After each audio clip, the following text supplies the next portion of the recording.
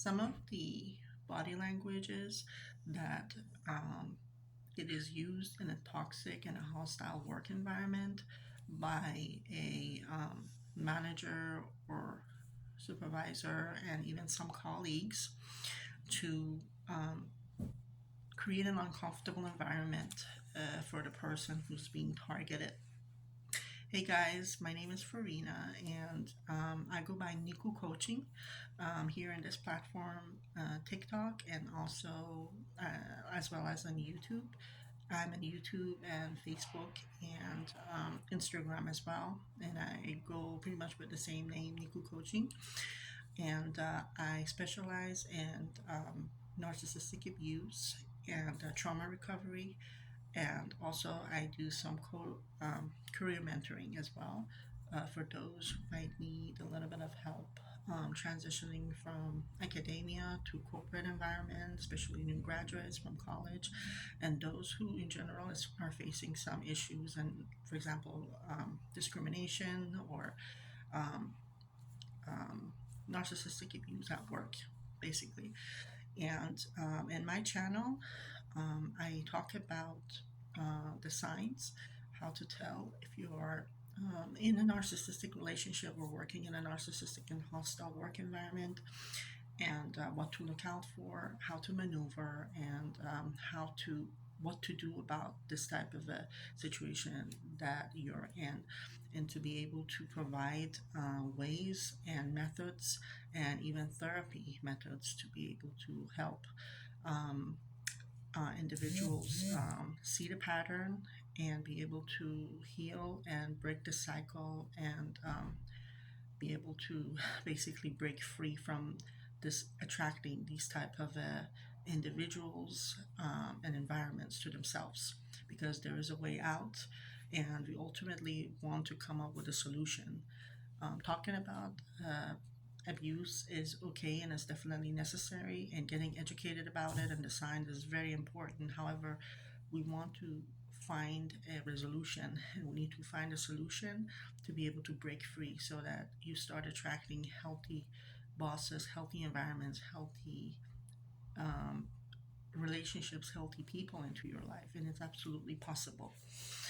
Um, but oftentimes we need the help of a trained coach or a very good therapist who know what they're doing, and people who maybe have gone through this type of a situation themselves, because it's very hard to understand, especially when you're dealing with covert narcissistic abuse. These are hidden and very passive aggressive methods that these individuals use that is very hard to prove and very hard to understand. So not everybody is going to be able to um, understand you, and that's what makes the situation even more difficult and challenging, because not everybody around you might be able to understand what you're going through, but the ones who are trained or gone through this type of a situation, they can understand and be able to give you suggestions and help you.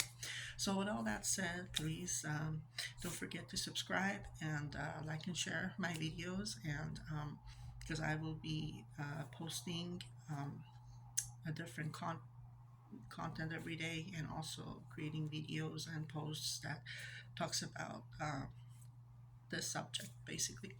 And it's my passion to help people from what I have learned in my own healing journey. I would like to help people and those who are going through similar type of experiences. Okay, so with that said, in this video, I wanted to talk about some of the body languages that you will encounter when dealing with a hostile work environment. And this comes from some of my own true stories that I have encountered. So, in a hostile work environment, this method body language, because it kind of falls under passive aggressive type of method, because you cannot prove it necessarily unless you have a camera with you at all times, and people who, I want to call them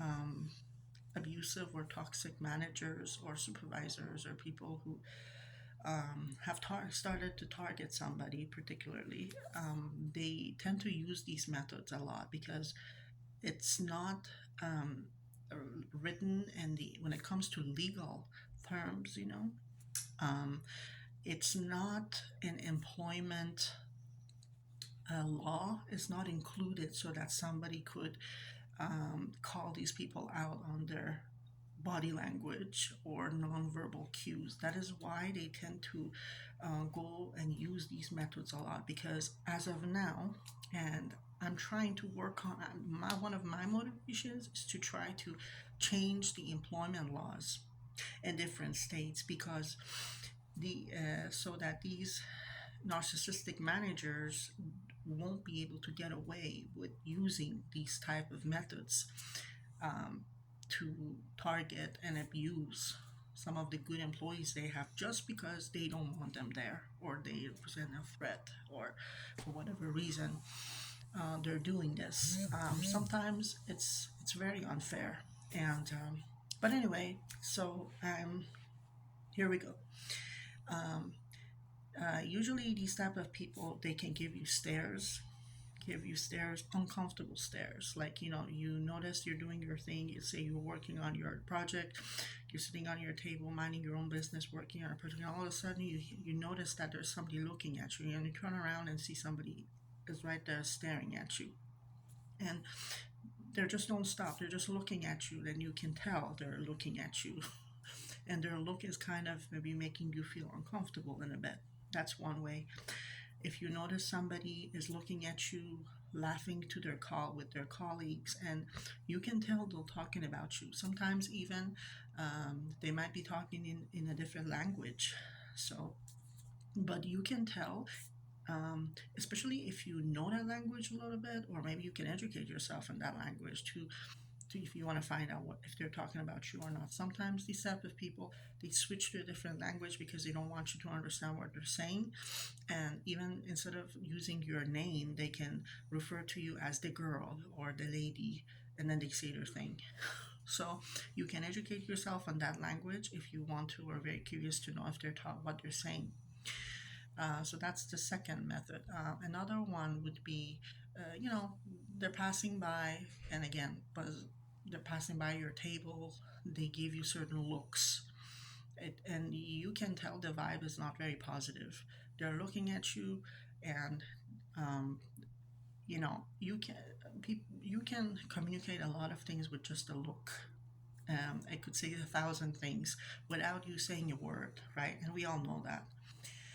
So pay attention to that as well. If they're passing you by your desk or wherever you're at, and just give you a certain look, and or they're rolling their eyes or making you know, some sort of a sound or whatever. Another one would be if they see you and they make a certain facial gesture.